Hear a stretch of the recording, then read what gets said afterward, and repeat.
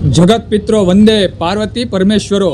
માતા પિતાનું પૂજન કરવાથી પરમ આનંદની પ્રાપ્તિ થાય છે, પરમેશ્વરની પ્રાપ્તિ થાય છે. શિવ ભક્તો, અહીં માતા પિતાની જે વાત છે તે જગતના માતા પિતાની વાત છે. ભગવાન મહાદેવ અને માતા પાર્વતી, શિવ અને શક્તિની વાત છે.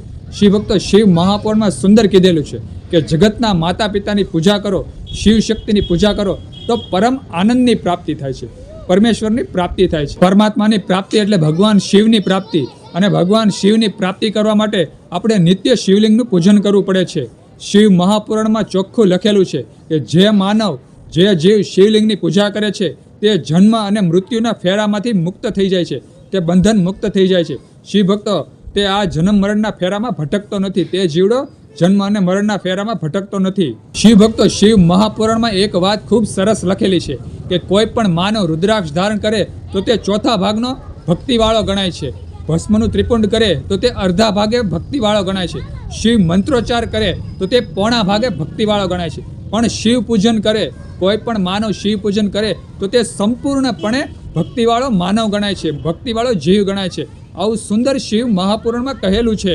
શિવ ભક્તો, એક સુંદર વાત શિવ મહાપુરાણમાં લખેલી છે કે કોઈ પણ માનવ શિવલિંગની પૂજા કરતા કરતા ઓમ નમઃ શિવાયના જાપ નિત્ય કરે છે તે બ્રહ્મ સ્વરૂપ સદાશિવને પામે છે. શિવ ભક્તો, ભગવાન શિવજીને તે પામી લે છે, એટલે કે ભગવાન શિવ તેને મળી જાય છે. શિવ ભક્તો, આવું સુંદર શિવ મહાપુરાણમાં કહેલું છે. તો જ્યારે પણ આપણે શિવલિંગની પૂજા કરીએ ત્યારે ઓમ નમઃ શિવાયના જાપ સતત કરતા રહેવા જોઈએ. શિવ ભક્તો, હિન્દુ સનાતન ધર્મમાં, આપણા હિન્દુ ધર્મમાં કરોડો મંત્રો છે, પણ ઓમ નમઃ શિવાય તે સૌથી મોટો અને મૂળ મંત્ર છે. જે કોઈ માનવ ઓમ નમઃ શિવાયના જાપ કરે છે, કોઈ પણ દેવતા સમક્ષ ઓમ નમઃ શિવાયના જાપ કરે છે તો તેને સર્વ સિદ્ધિ પ્રાપ્ત થઈ જાય છે. શિવ ભક્તો, આવું સુંદર શિવ મહાપુરાણમાં કહેલું છે. શિવ ભક્તો, શિવ મહાપુરાણમાં એક ખૂબ સરસ વાત લખેલી છે કે સમગ્ર વિશ્વ નાદ અને બિંદુ સ્વરૂપ છે. નાદ એ શિવ છે અને બિંદુ એ શક્તિ છે. નાદરૂપ શિવ એ જગતના પિતા છે અને બિંદુરૂપ પાર્વતી એ જગતના માતા છે, અને બંનેનું સંયુક્ત રૂપ જ લિંગ કહેવાય છે. આપણે જ્યારે શિવલિંગની પૂજા કરીએ છીએ ત્યારે શિવ અને શક્તિની બંનેની પૂજા થઈ કહેવાય. શિવ ભક્તો, આવું શાસ્ત્ર, આવું શિવ મહાપુરાણ કહે છે.